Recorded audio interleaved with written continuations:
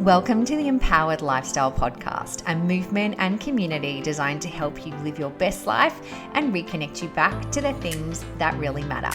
In today's episode, I am sharing some insights that I've gained over the last few weeks of having many conversations with people that are feeling challenged right now in life, be it in relationships, in their finances, in what they thought the future was going to look like as well, and how we can navigate through that and come out on the other side better, stronger, more confident and empowered. So let's jump in. Hey there everyone, it's Kate here, and I'm really excited to jump in today and just share some insights with you all. I've been coaching so many women in this last few weeks, and I've noticed a real trend in the topic of conversation around the dance between support and challenge. And for a lot of us, when we are going through some sort of challenge in our life, if we look at it as a singular event, sometimes it's really easy for us to look at it and say, well, that is bad. This is not helping me. This is not helping me grow. This is causing me major stress in my life. And what I've learned to be true over time with everything that I've learned in particularly the last 20 years of, I guess, jumping into the personal development and growth space and being able to coach and mentor others through their journey, is that if we want to improve our life, it doesn't happen by accident. It happens by deliberate decisions. And a mentor of mine once said, if you don't schedule challenge into your life, the universe is going to do it for you. So you can either do it and schedule it so that you get to build the muscle in whatever area of your life you want to by choice, or if you don't, there's going to be some sort of event or circumstance that will come along, possibly knock you off your feet and put you in a place where you actually have to learn the lesson anyway. So for me, understanding this, I've wanted to be in a position where I am learning and growing and challenging myself in as many ways as possible in my life, so that I'm the one scheduling the challenge. Now, am I ignorant to the fact that life is still going to throw things at me? Of course not. I know that that's the case.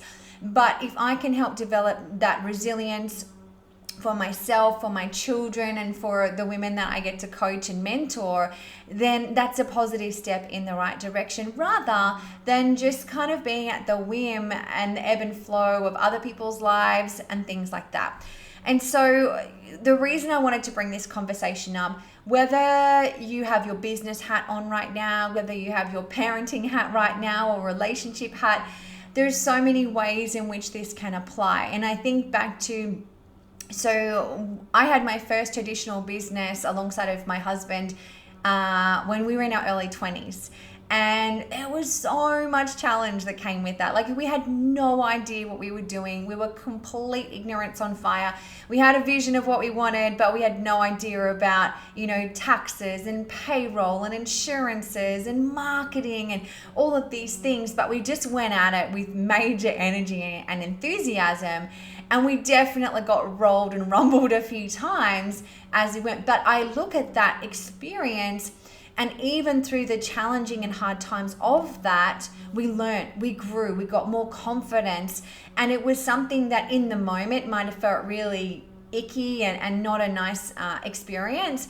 But now I can look back at that and go, oh my gosh, that shaped me to how I treat people today. That shaped me to how I employ staff. That shaped me how to market my business or how I communicate and, get my message out there. And so if it wasn't for those early experiences where we totally had our L plates on, I couldn't expect to, have learnt the way that we did, and it put us in a position to where we are now. The same goes with parenting, right? If you're a parent yourself, you probably want to do whatever you can to protect your babies and wrap them up and protect them from, outside and external challenges that they're going to be facing in their life. And I think that is probably the true nature of most parents. But if you kind of take a helicopter view of your life and you look at certain times in your childhood where maybe there was bullying, or maybe you didn't get picked for that team, or maybe that teacher, wasn't really that kind to you in class, it would have developed some sort of resilience for you that gave you a fuel and a fire to either go, I'm never going to treat people like that again. That is not how I'm going to show up in the world. People are either an example or a warning. So experiences that you've had in the past that you might perceive as challenging can either be like, I want to repeat that again, but I want to do it better, or I would never do what that person did, and so I'm going to treat people differently moving forward. And so if you can look at life and these moments of time where we have what we perceive as challenge in our life, and we can see it from a different perspective, it changes the game. It changes the emotions that we have. It changes the way in which we, move on or move through the lesson and into our next level. And so it's interesting. I was chatting to some ladies yesterday, and some of them are going through some really, really tough challenges. There's marriage breakdowns. There's income being lost because of what's going on in the world right now. There's a lot of financial uncertainty.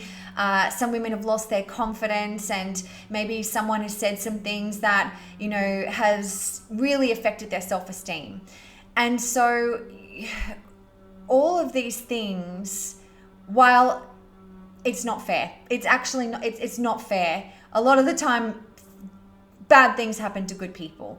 And it's not what happens to us, but it's the story that we tell ourselves about what happens to us that can define us and change the way that we live our life. And you might know someone in this situation where you've seen two people, it could be siblings, it could be just two people in similar circumstances, and they've gone through the exact same or the very similar experience as each other. Maybe they went through a marriage breakdown. Maybe they went through a major health scare. Maybe they lost everything financially. And have you ever noticed, like, you'll observe there's one person that they just stay curled up in a ball, and they don't actually move beyond their current situation. And then there's others that they feel like they hit rock bottom, but when they hit rock bottom, it is a defining moment where it's enough is enough. I am never letting that happen again. I will never put myself in a position where I am dependent on someone else for my financial stability, or I trust, people with my money and I don't have the personal understanding myself, or I will never treat someone like that. Like, you just hit this rock bottom, and then a new you is born. There's a transformation that these people go through.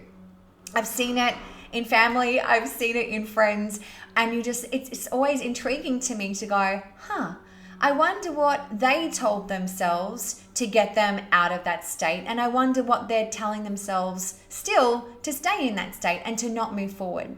And so it's always a choice.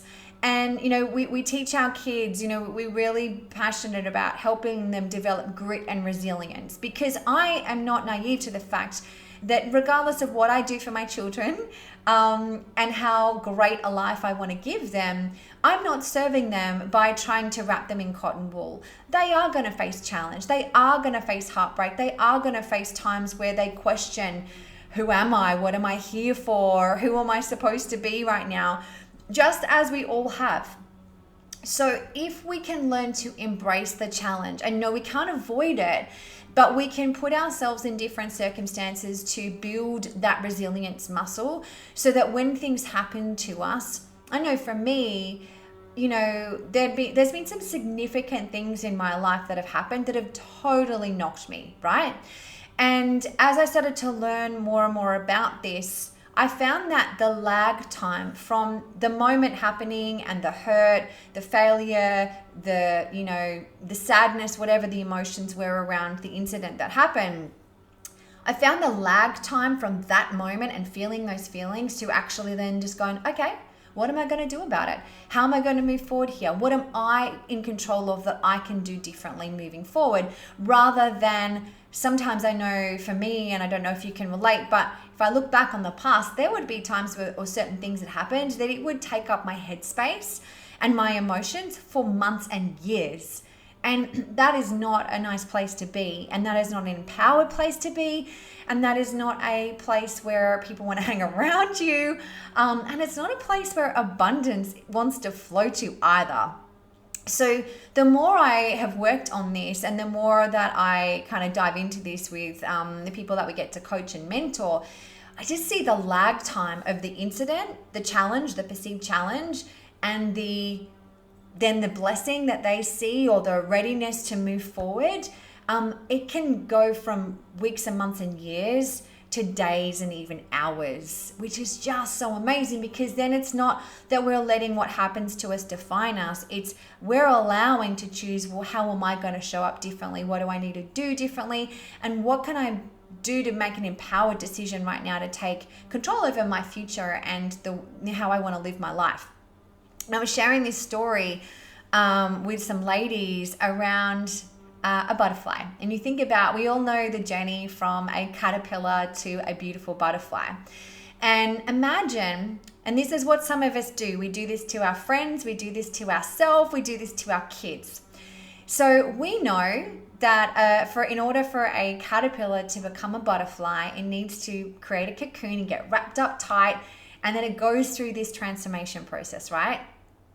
Only when it goes through that process within the cocoon does it get to become this beautiful butterfly and fly away.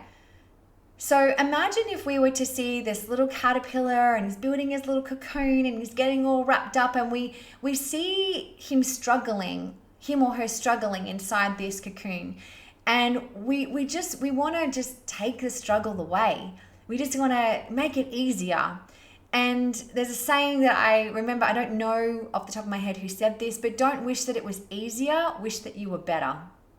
Sometimes we just wish it was easier, and what if we just had a better way of handling it? Or what if we gained some insight so that we actually get to show up as a better version of ourselves, as the 2.0 was a 3.0 version of who we are.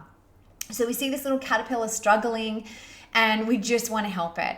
And our instincts are, well, what if I cut the side of the cocoon and just let him out, so then he's not struggling, then he's going to have space, and then he's going to be able to not, have all of this constriction and challenge around him. But what happens if we do that? If we cut that cocoon and we let him out to avoid the struggle in that moment, we might feel like we're doing a good thing, but what happens? He actually dies. He doesn't get to transform because the struggle was necessary for him to move through and then transform into this beautiful butterfly. We sometimes do that with ourselves. We do it with our kids, we do it with our partners, we do it with our loved ones.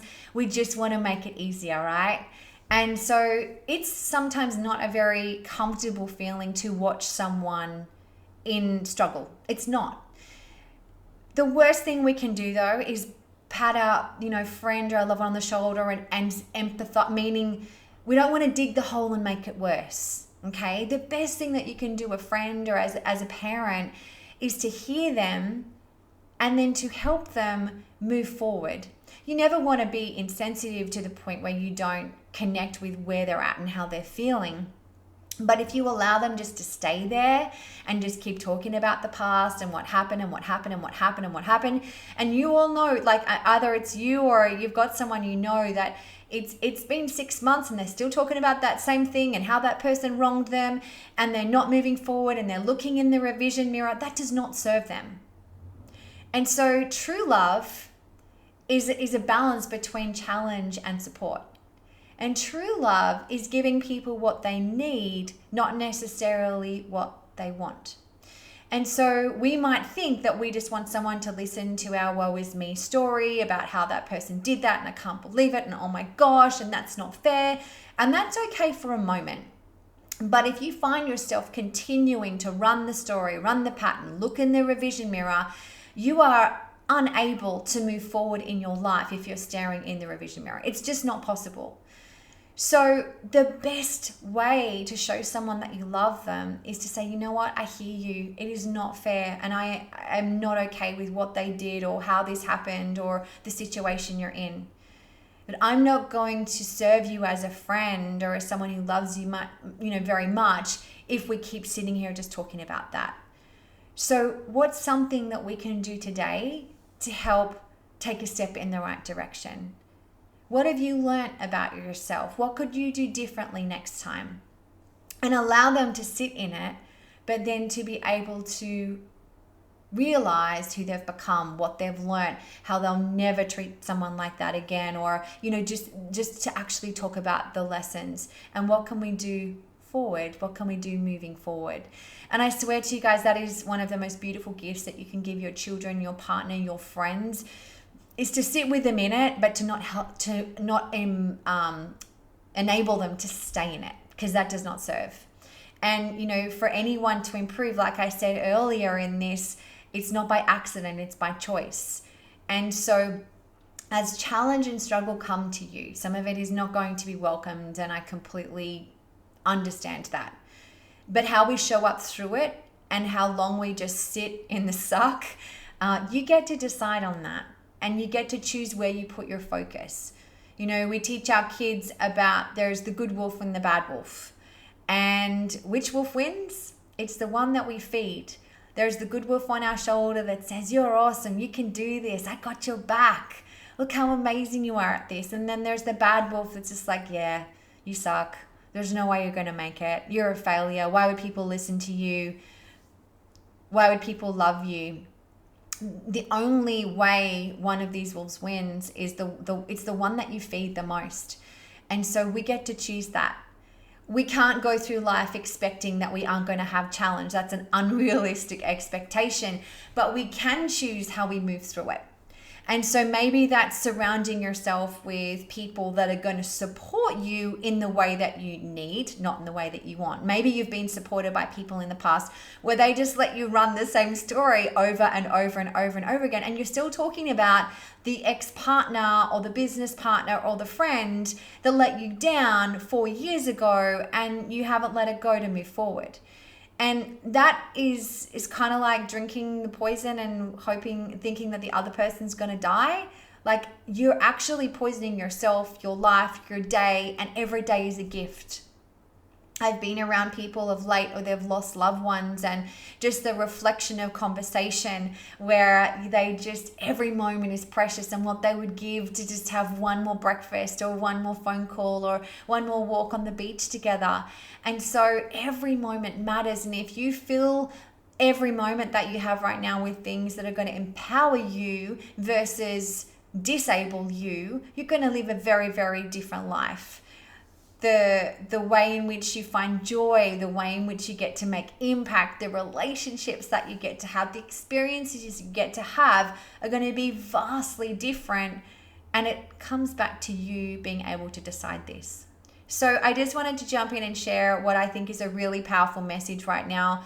You can't save anyone, but what you can do is give them insight and ask them great questions to help them move forward. Maybe you need that to be asked of yourself. Maybe there's something you've been holding on to for some time right now.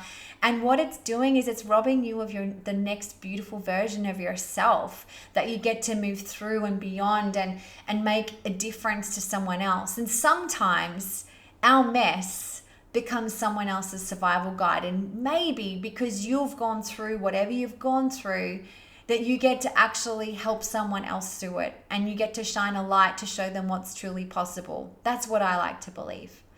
So I hope this has got you thinking in some way today, whether it's about how you can empower your babies, your kids, your friends, whether it's choosing to let go of something that you've been holding on to for too long, whether it's recognizing that sometimes there's beauty in the struggle. We wouldn't see the beauty of a butterfly if it didn't go through the struggle of its transformation inside of that cocoon. And so maybe that's just your next evolution that's waiting for you to step into your next level of greatness. So that is my hope for you.